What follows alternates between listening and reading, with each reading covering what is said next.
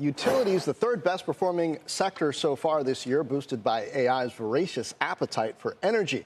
Now companies are spending money to upgrade infrastructure and keep up with AI demand. So what does that mean for our grid system, for energy prices? Well, joining us now is Calvin Butler, Exelon CEO, with our Brian Sullivan. Brian.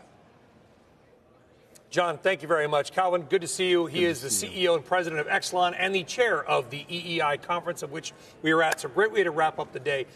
You are big. John mentioned infrastructure on the way in. That's your world. And you've been very, very vociferous about a coming likely shortage of power places around the United States. Talk to us a little more about the supply-demand imbalance, because that's a scary thought.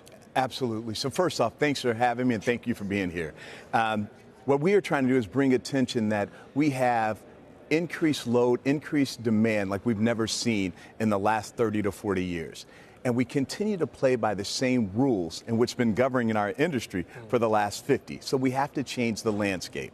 So especially within the PJM marketplace, where the utilities do not own generation, that's where you're seeing the greatest imbalance. So for those vertically integrated utilities around the 30–40% of the country, no issue, because those utilities are stepping up. But where you see the utilities not owning generation, supply is not showing up to meet that demand, and who's feeling it most are our customers because of affordability issues. Yeah, and PJM, the grid operator, they kind of did about a year ago, whenever it was, they put out a report kind of late on a Friday night about basically there's probably going to be power shortages over the next few years. Yeah. To me, that sounds like maybe not crisis, but not far off. Yeah. What are we doing about this? Well, we're doing a few things. One, PJM recognizes its shortfalls, and they're really trying to work internally to focus on it. But more importantly, the governors across the states of PJM are saying, look, we've got to deal with a couple of things right away. What do we got to do to get more generation into the supply band? That's one. Two, what are we going to do with our constituents, our customers, who are having affordability issues every day? So what you've seen is that the governors have banded together to submit proposals to help PJM through this process to really focus on short, mid, and long-term problems. This is not something that's going to be solved overnight, but everyone has to lean in. I'm not a genius, although sometimes I pretend to be on television, Calvin. But I do know this. Yeah. Electricity, in many ways, is a commoditized product, right? The power that's making these lights, whatever. If you have more of something, the price goes down. That's it. Okay, you don't produce power, you distribute it. How do we get more power so that we don't have these AI-related shortfalls and people's bills go up more, because people are already, to your point, suffering affordability crisis across all aspects of their lives? So let me be very clear.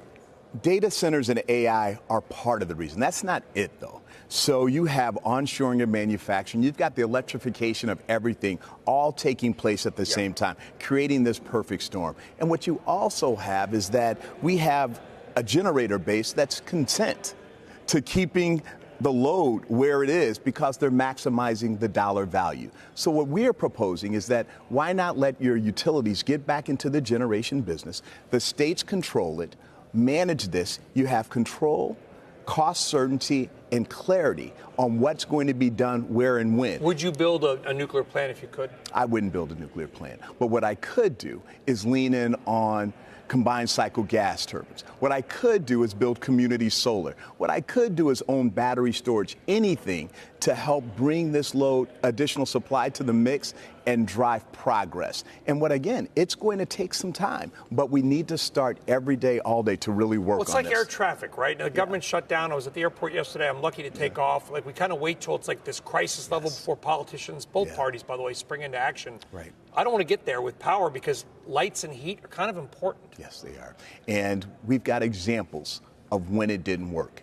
And no one thinks about it until those lights don't come on. So we're working with them, and our governors are responsive to it, and they're listening, but we need to create the sense of urgency. We do, certainly so. You're out here kind of sounding, maybe not an alarm, but definitely a warning bell. Absolutely. Calvin Butler, really appreciate your time. Thank you very much.